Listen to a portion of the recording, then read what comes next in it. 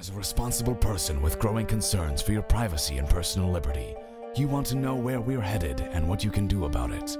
We ask the experts what you need to do to take prudent and responsible action to safeguard your family's wealth and well-being, and what basic first steps will help you to be aware and prepared. ReluctantPreppers.com. Welcome back, Reluctant Preppers. We're glad to have a returning guest today, Mike Rivero, founder of WhatReallyHappened.com. He's an exposer of corporate media falsehoods and telling about the real truth behind the story. Mike, thank you for joining us again here on Reluctant Preppers. Thank you for having me again. We've got a whole bunch of questions that have been submitted by interested viewers who knew you were coming on our channel, and we'll have to select a subset of those because there are too many, but one I can't resist bringing up right at the beginning. It's from Wellness81. Can you give me some gold bars? Well, I don't have any gold bars to give anybody. I do recommend highly investing in gold coins, but I learned the hard way that they will lose their value if you eat that chocolate bit out of the middle. All right. We wanted to talk about some of these questions from viewers, and this one is right close to home for you. Mr. Rivero, this is from Saab Adventure. Mr. Rivero, how do you see Hawaii and the surrounding islands during a collapse? Do you recommend a particular island for being self-sufficient? Yeah, I would recommend Kauai or Maui or the Big Island, where there's a lot of room for agriculture. Oahu, unfortunately, is a little too urban, and too much of our agricultural land has been taken over for development of real estate. And it was a bad move on two fronts because a lot of that real estate is just sitting there empty. They're not able to find customers for it. Second, as you know, Mexico is now embargoing sugar to the U.S. to express its displeasure over Donald Trump's immigration policies. And if Hawaii still had their sugar fields and sugar plantations and mills, we would be well poised to take advantage of the situation. But unfortunately, there are very few running sugar plantations anywhere left in the state. We have a question actually coming from England, another island, not Hawaii, but the British Isles. This is from Jeffrey Morris, and he asks, will the Republican Party settle down and evolve into a coherent, productive administration able to secure the future of the U.S. dollar as the world reserve currency?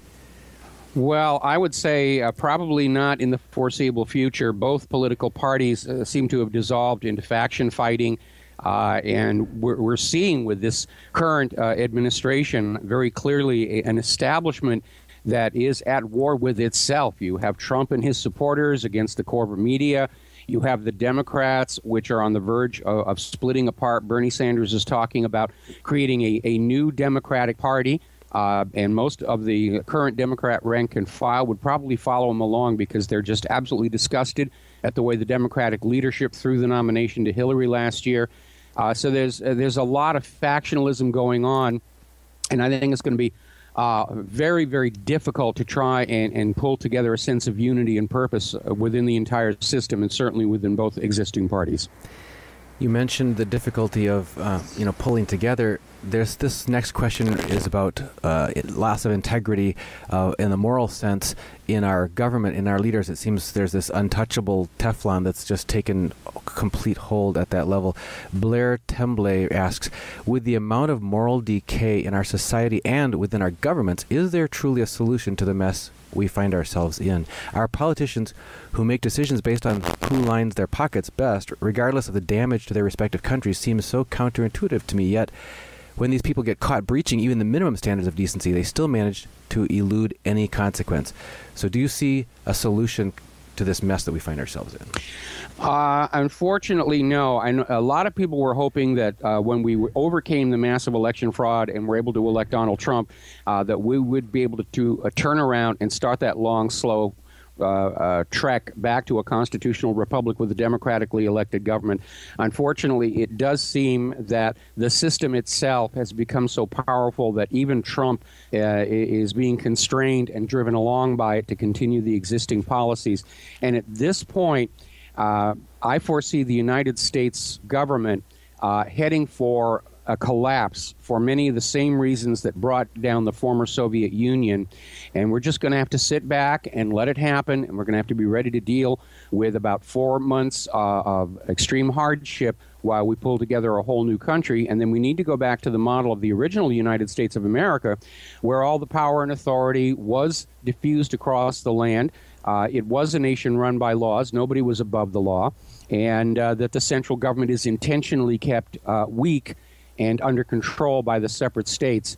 Unfortunately, I think back to those words that Ben Franklin reportedly said when they were finished creating the Constitution. And somebody said, what have you done? He said, we've made a republic if you can keep it. And it was recognized by the Founding Fathers that the curse of politics is it attracts the very sort of people who should never be allowed to have that kind of power. And they tried to craft a government that would delay and limit the rise of autocracy. But even Thomas Jefferson predicted that the country that they had created would not last more than 100 years before rising corruption and distortion of the original principles would lead to a new revolution, which may have lined up rather nicely with the Civil War. But at this point, our country is hopelessly broken in debt because of private central banking. They're mired in all of these wars all around the world and still trying to start new ones in North Korea immediately, eventually in China and Russia, and dealing with the possibility of a civil war at home as the violence continues to ramp up by the liberal Democrats and George Soros against the Republicans and Donald Trump. We've got another question here that turns the attention, mentioning George Soros. Is the congressionally mandated probe into Soros's activities using taxpayer funds a serious undertaking that will result in actionable findings? Well, it all depends on how many people George Soros is making donations to.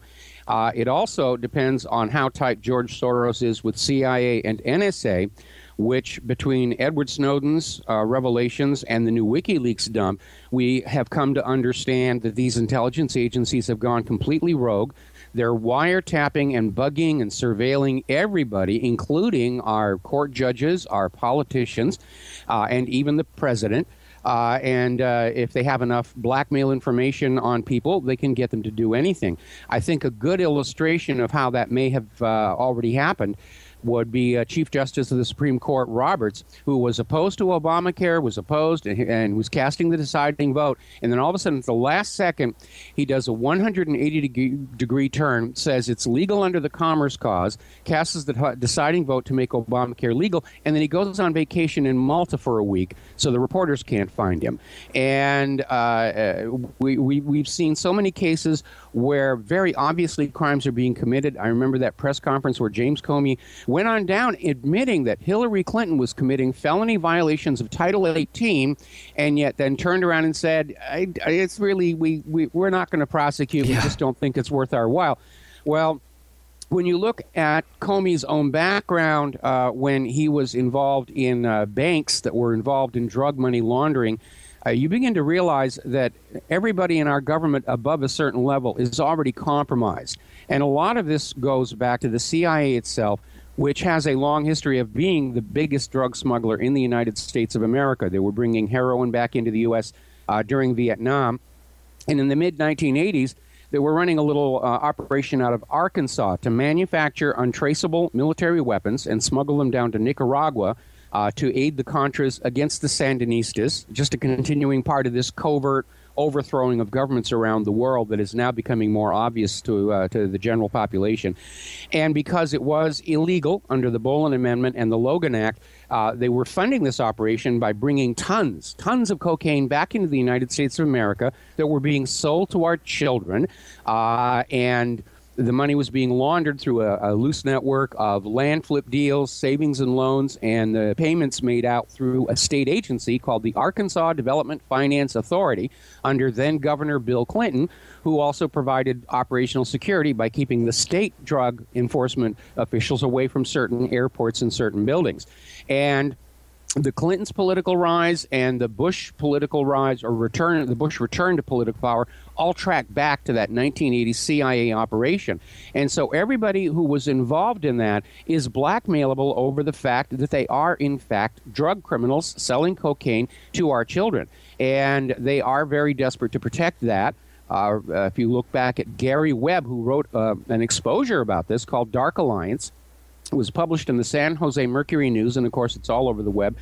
And then poor Gary Webb, he got really, really depressed, and he committed suicide by shooting himself in the head twice. Yeah. So you begin to understand that for the most part, up until very recently, the American people have been as clueless about the true nature of our rulers as the medieval peasants were about theirs.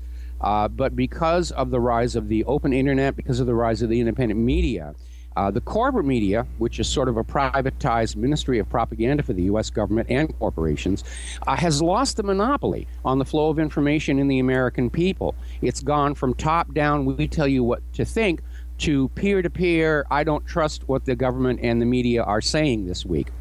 So they're in a bit of a panic. They're trying to find ways to get around the First Amendment and start shutting down the independent media so they can go back to just lying to the American people with impunity. It's not likely to happen. In fact, there are a great many parallels between what is going on in our civilization today and what was going on back when Gutenberg rediscovered movable type printing, and all of a sudden books stopped being something only the rich could have and the middle class could afford books. Literacy exploded. People started reading and sharing information, and it was a tremendous threat to those ruling entities, the kings, the nobility, the churches, that were controlling their people with this carefully crafted network of lies and illusions. And those institutions that could evolve to the new environment of a better educated, better informed population were able to survive. Those institutions that couldn't evolve and adapt went extinct, and we're seeing a lot of the same thing going on right now. And even back in Gutenberg's time, there were efforts to shut it all down, get rid of it. The first guy to make an English translation of the Bible was burned at the stake along with his Bibles. And but in the long run, of course, the flow of information fundamentally changed, and ordinary people became much better for it. They were able to push back more against abusive rulers. In fact, you could almost write all of human history as a constant battle between rulers who want to control what the people know and these occasional technological leaps forward that allow the people to inform themselves to a much greater degree. And we're going through that kind of a revolution again. Speaking of that kind of breakthrough awareness that kind of debunks the official story, a lot of people who are listening to this interview might not realize your past background that kind of got you out of the entertainment business and more into the investigative journalism business, because you mentioned that highly suspicious circumstances of that so-called suicide with 2 gunshots to the head. People need to think that one through slowly. But what could you give us just the Reader's Digest version of the sort of the investigative expose that you did that got you sort of blacklisted out of Hollywood? Because go ahead. Yeah, well, just to give people a quick overview of my background. When I was very young, I was briefly a child actor. I wanted to be in show business, and my parents originally talked me out of it. And so I decided I was going to be an astronomer. And I won a science fair in high school, and I got spotted by people at JPL, and I went to work for the Jet Propulsion Laboratory at age 18. So I was working for NASA, and I got to play with all the spaceships and everything. And then the great post-Apollo aerospace crash hit, and I found myself out of work. So somebody who knew about my weird dual background of having been both in show business and knowing all about this new thing called the microcomputer pointed me at a company called Industrial Light and Magic, which at that time was still in Southern California. And so I just sort of walked in, right place at the right time. And I had a growing show business career, mostly in visual effect, computer animation, a little bit of acting. And then all of a sudden, 23 years ago, in fact, I was working in my home. I had a little animation shop set up there, and I was also contracting out to other shops around the Hollywood area. And I just happened to catch that photo that was leaked by the White House to Reuters that showed the hand of White House Deputy Counsel Vincent Foster on the ground in Fort Marcy Park with the gun lying next to it, and they're out there saying it was a tragic suicide. And knowing that my business at that time was to know what makes things look real or not for film and TV, I looked at that photo and I said, this is fake. This is absolutely not real. There are so many things wrong with this picture. There's no blood on the hand. There's no blood on the sleeve. There's no dependent lividity. And I went on and on. And at that time, I was working, doing some work for a company that shared the same building with CNN Hollywood. So I made a hard copy of this picture and during lunch, we all shared this same outdoor cafe, and I'm sitting there with some people from this company that I'm doing the animation work with, and I remember very clearly the next table over were some people from CNN listening very closely to what I was saying, and I was just going down the list. This is wrong, this is wrong, this is wrong, this is a fake, this is a murder made to look like a suicide. And I, as a citizen, law-abiding citizen, wanted to do something about it, see something, say something. You've probably heard that phrase. Mm-hmm. And that very night, I started getting late-night phone calls, death threats, warnings, all the situation. I said, oh, boy, there's something going on here. And I even took the story to some friends I had in the network news, West Coast offices, NBC News, ABC News. And they all seemed to know what was going on. They said, we can't touch it. It's our job if we even touch that thing. Please go away. And all of a sudden, I couldn't find any work in Hollywood. I'd been blacklisted. And ultimately, Claire and I had to leave Hollywood because of all the threats. I mean, you had just before that been the special effects coordinator for the TV series Lost, which is a highly popular series. No, that came after. That came after. Very good. We're talking 23 years ago. I'd worked on like the first Star Trek motion picture and a bunch of other stuff. You can track it all down in the Internet Movie Database if you're really interested. And then because of all the threats to our persons and a couple of actual incidents, we moved to Washington State. We were literally hiding out in the Cascade Mountains. And then all of a sudden, I got a phone call from a Japanese film company that was producing a movie here in Honolulu, Hawaii, called Final Fantasy. And because it was a Japanese company, they were not infiltrated by the FBI, and they didn't care if certain American politicians hated my guts. And they moved us out here to Hawaii, and I worked on Final Fantasy. And I managed to actually start getting my career back. Claire was working on her music. And I did wind up as a visual effects producer on Lost for 4 seasons. I did the pilot for the new Hawaii Five-0, and I did 1 season of this TV series called Off the Map, which I really liked the concept, and I am so sorry it was not renewed. I just had a strong personal resonance with the concept of that show. And at that point, though, I'd been doing talk radio, the website had taken off, and it was just a workload, and I finally had to make a decision, and I decided instead of working on movies and TV shows about saving the world, that maybe I would try and really do something about what was going wrong with the world. And so I kind of walked away from the film and TV. I do miss it, but and I have focused exclusively on the website and the radio show since then. I worked very hard last year to make sure Hillary Clinton did not get into that White House. I'm not entirely satisfied with what Donald Trump is doing on several fronts. I agree with some of what he does. I don't agree with all of it. But I do think that Donald Trump at his absolute worst is still better for the United States than Hillary Clinton at her best. Well, let me jump in and ask a question from the viewer. This same viewer had posed the same question recently to Rob Kirby, but added a twist on it for you specifically. If you were given 30 seconds with President Trump to say or ask whatever you wanted, what would you say or ask?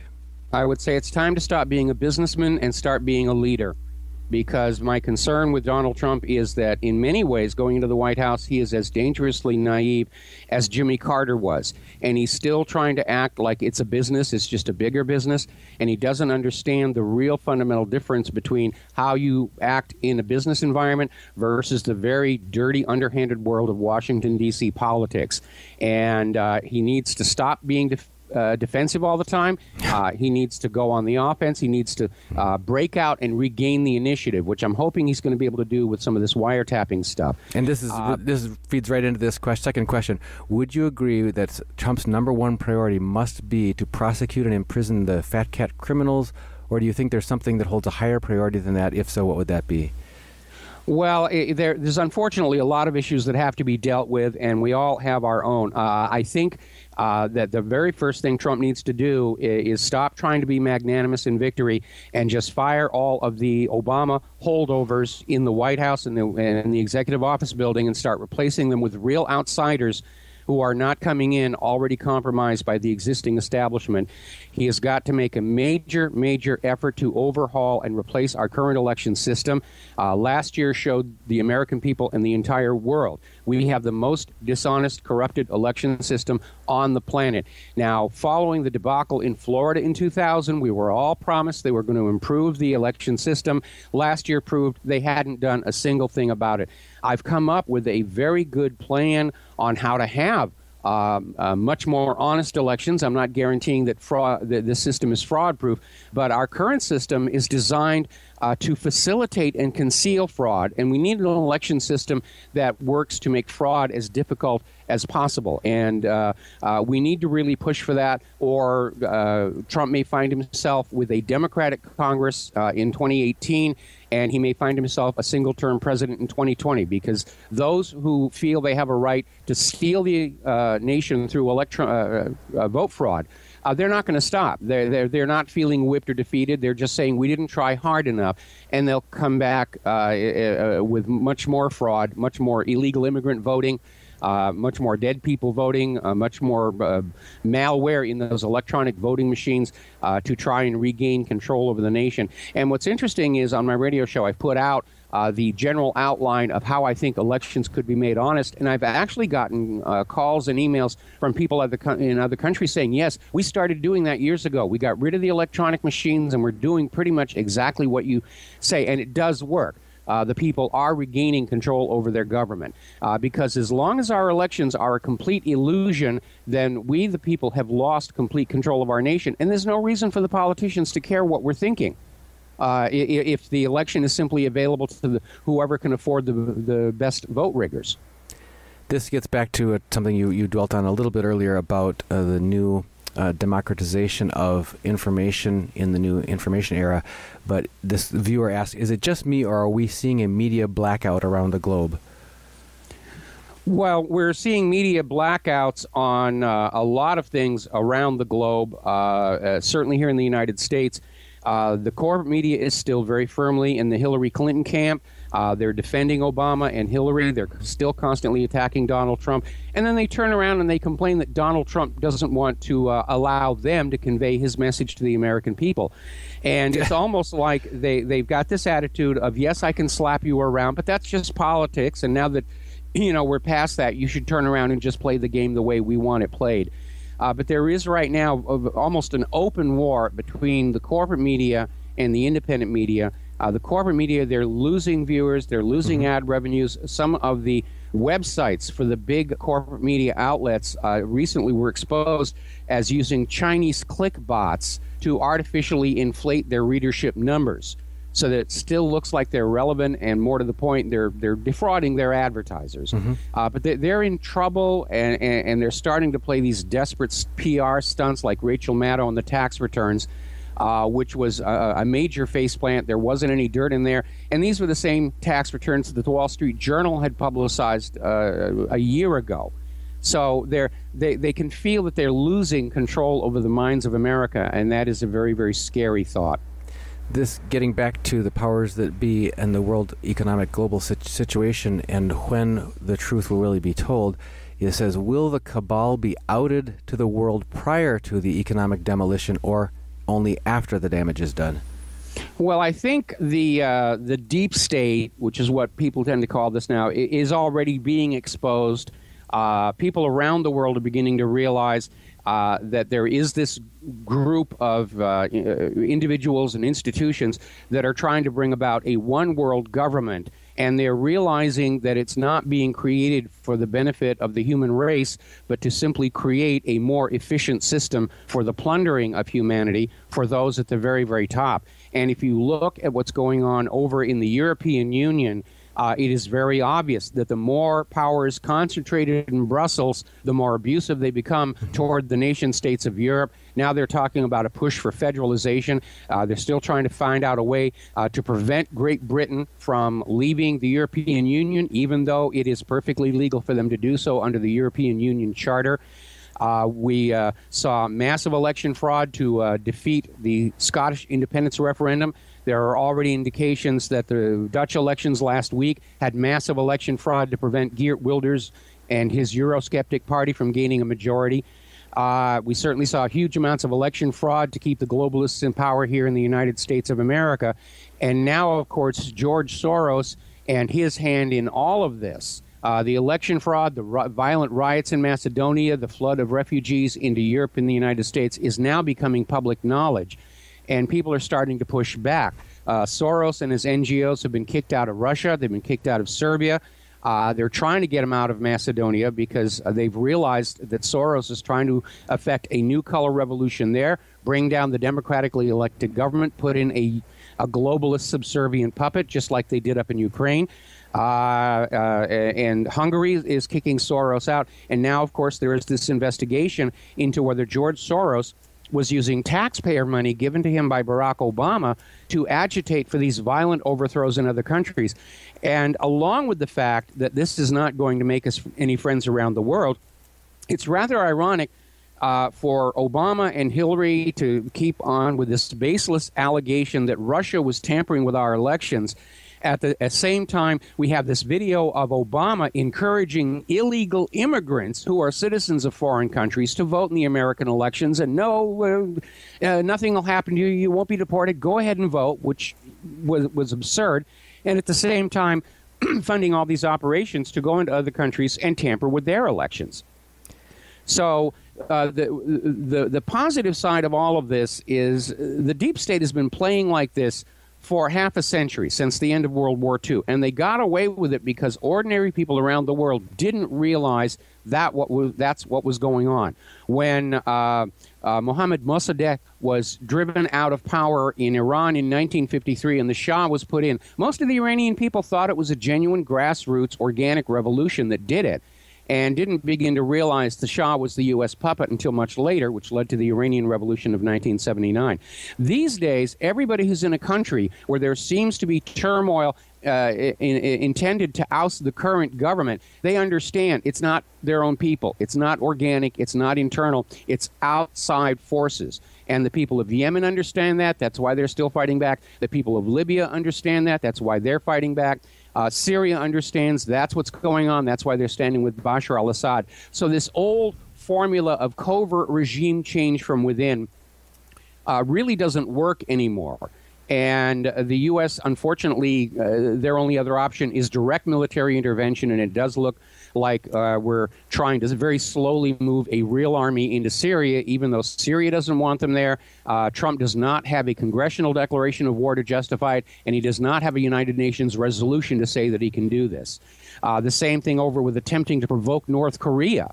From North Korea's point of view, they're looking across their borders. They're seeing 300,000 military aircraft carriers, THAAD missiles, armed drones. And understandably, given how the U.S. government does not have the best reputation for honesty and truthfulness, North Korea is not convinced by claims that it's only a drill right off their doorstep. And yet our corporate media is still trying to make it look like Kim Jong-un is being the crazy and unreasonable person testing his weaponry when we're on his doorstep. You know, why is he doing that? Of course, we have a right to go anywhere. Same thing over in Iran, where we're seeing these headlines about Iranian military boats came on out and harassed U.S. military forces. And they're acting like Iran is the one that is being provocative, or Russia's the one being provocative. Now, if Iran had their warships in the Gulf of Mexico and off of the coast of California, there'd be a case that they are being the aggressors. Same thing with Russia. But when you look at the fact that it's the United States that is sending their military power around the globe, it is very obvious the United States is the aggressor in this rush to a new world war.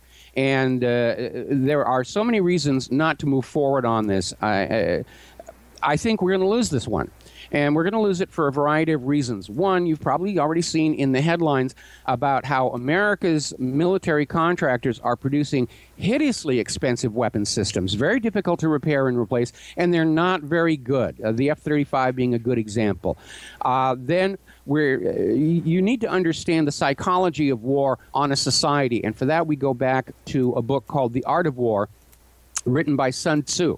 And in this book, he lists out all the things that a ruler must have to prevail in war, two of which are: you must have a military that believes in the moral rightness of the war so that they will fight fiercely and, if necessary, die in the war.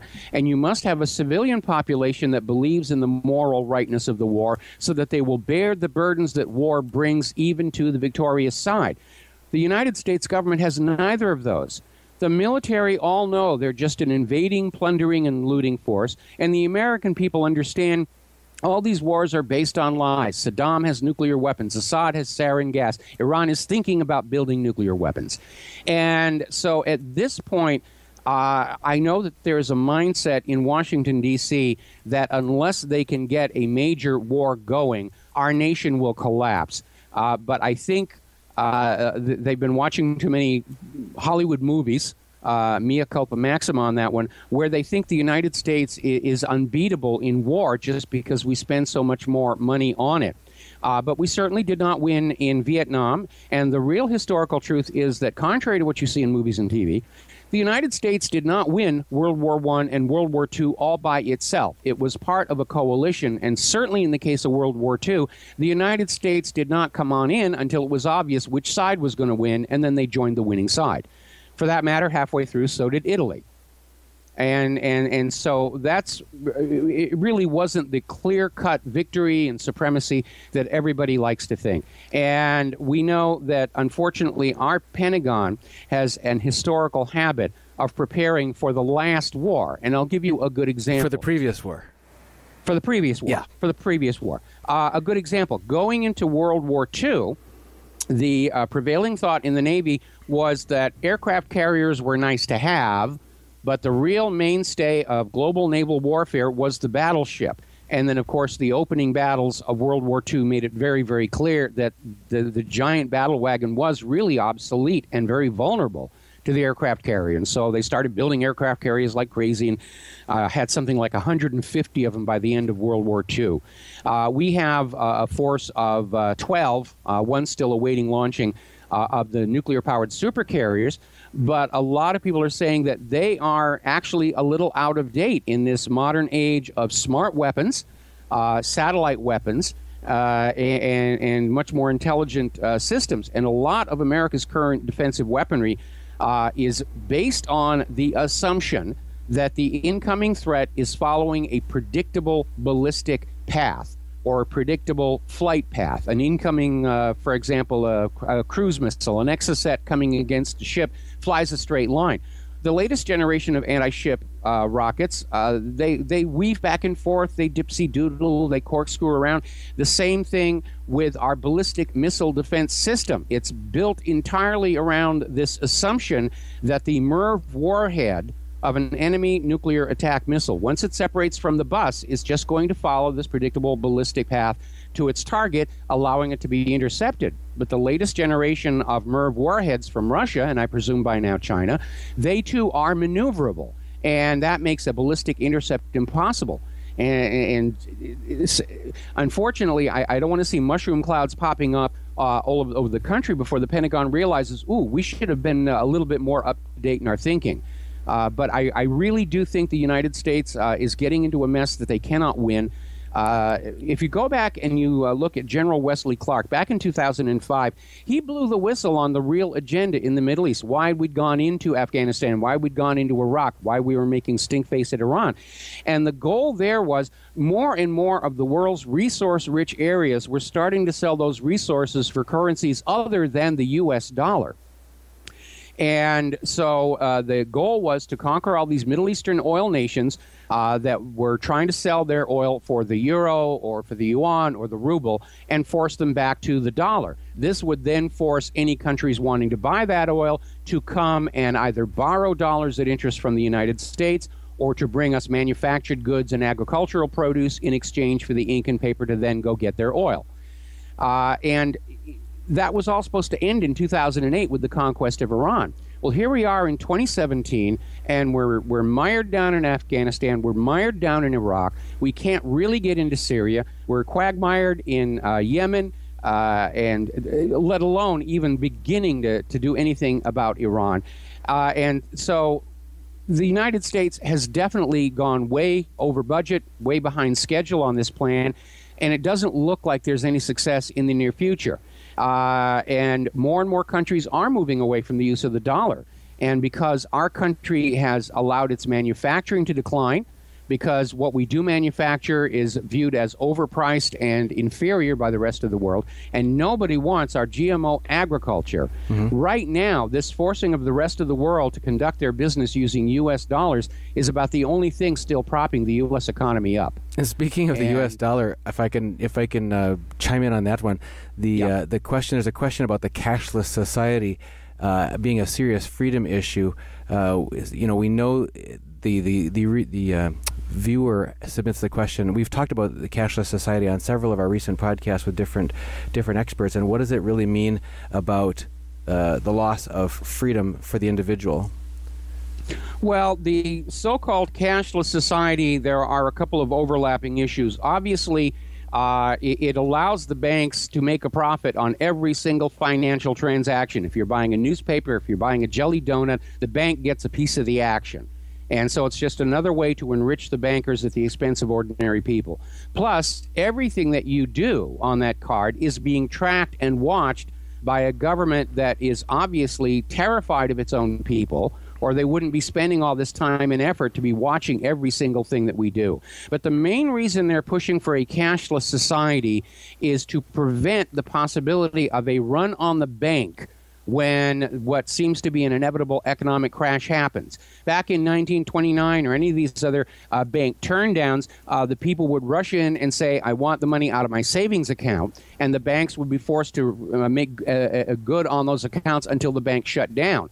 Well, in a cashless society, you can't pound on the bank door and say, give me my money. The bank is going to say, we're cashless. All we can do is move your money to another bank or another financial institution. And as soon as they do, they'll just borrow it back, and they'll keep on trying to patch over the deficiencies of private central banking using your money. But it is in a very real way a return to slavery. I mean, look at the antebellum plantations in the pre-Civil War South, where the slaves would work, and the masters had control of all the money, and yes, they would make sure the slaves were fed and clothed and housed to keep them working, but the slaves were not allowed to have their own cash. They were not allowed that choice to go on out and buy things. And that's exactly where we're headed to right now with this idea of a cashless society. And we should oppose it. In the end, of course, anything can be used for currency if two people agree that it's a medium of exchange. Whether it's a seashell, whether it's a gallon of gasoline, whether it's boxes of ammunition. But when they do reach that cashless society point, at the same time, you can count on them that they will ban the private ownership of gold and silver coins and bars. Because if they try and impose a cashless society and say everything goes through that little card, people will go down to their nearest bullion trader and they'll say, empty the card, give me its equivalent in coins and bars. And as they brought about the cashless society experiment in India, which has been a disaster, I might add, they also outlawed private ownership of gold and silver investment coins. And as a matter of fact, now there are strict limits on how much gold jewelry you're allowed to own. And that was a major shock to the Indian population, because prior to all of this nonsense, India was the highest per capita consumer of decorative gold jewelry. They love their bangles and their baubles. And now they're being told, well, you can have a couple of bracelets and that's it. This gets back to what can the average person do, and the last question we have is the one that we generally always end on, and that is, for an average middle-class family, what are the ABC steps you'd recommend in preparation for a collapse event? And the person asked it in two scenarios. One is a family who has done little or nothing to prepare or even recognize the possibility or inevitability of such an event, or scenario two, a family who's made some modest and productive attempts towards that end. But where do these families go from here? Well, let me just say this. Anytime somebody talks about I'm preparing for the government to collapse, the friends and neighbors are going to say, oh, you're a kook, you're a nut, you're a paranoid, whatever. Don't even say that. Just say, I'm preparing for a hurricane. I'm preparing for tornadoes. I'm preparing for earthquakes. I'm preparing for natural disasters. And then all of a sudden it's perfectly acceptable to be a prepper. And what we're calling our end of the government kit today is what we called our a tsunami kit when we lived in another part of the island, or a hurricane kit in Southern California. Just being prepared for any unexpected event. You don't have to say, I'm prepping for the collapse of the government, and that way you're going to get a lot less pushback from your friends and neighbors. In fact, they may say, that makes sense. I think we're going to do that. But yes, everybody should be prepared for a major disruption of the food supply chain. Here in Hawaii, it's very critical. If the supply chain breaks down for more than 3 days, we're going to start eating the tourists. So, but they're soft, they're non-nuclear, non-GMO, and they taste like chicken. They taste like chicken. I saw a poster in a coworker's cubicle that said, campers in sleeping bags are the soft tacos of the bear's world. So. Yes, very much so. But, everybody should be prepared for anything that will disrupt their life, whether it's, storable food, storable water, power, extra prescription medications if they're non-perishable, batteries, radios, all of that stuff. You should be prepared to live without your dependent connections to civilization for at least a month. Or you're going to be caught off guard. I remember after Hurricane Sandy hit the northeast coast there was a joke running around. How do you identify a prepper? They're the ones not eating out of the dumpsters. Right. Okay, and that really is true. And you don't have to say, I'm prepping for the collapse of the U.S. government. Just say, I'm preparing to be able to take care of my family if something unexpected happens. And as long as you keep it out of that context of, I think the government's going to collapse or something, you'll find people aren't going to reject it out of hand. And in fact, you may inspire them to actually start doing that. And again, prepping is not just buying a bunch of stuff and throwing it in a closet.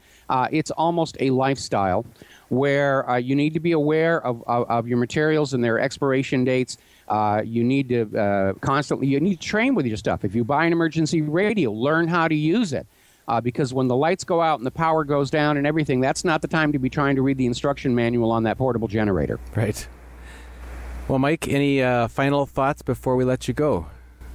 Well, we live in interesting times. I think that about sums it all up, and I think we're seeing tremendous, dramatic changes to our world in this war between the globalists who want a single human slave plantation and those rest of us who just want to be left alone to live our lives and take care of our loved ones as best we can. So it's hard to see what's going to happen, but at this point, it seems like the globalists are in serious, serious trouble. Much of what they're doing right now seems like panic reactions to me, just like we're seeing panic reactions in the corporate media. But again, I'm hoping that Donald Trump is going to realize it's time to stop being a businessman and time to start being a leader and showing this nation some serious leadership and moving us forward. And once again, Mike, if people want to follow your thoughts on a daily, weekly basis, they go to whatreallyhappened.com. Whatreallyhappened.com, plus I have a daily talk radio show Monday through Friday on the Republic Broadcasting Network from 3 p.m. to 6 p.m. Central U.S. time. Great. Mike Rivero, thank you for joining us once again here on Reluctant Preppers. Thank you for having me.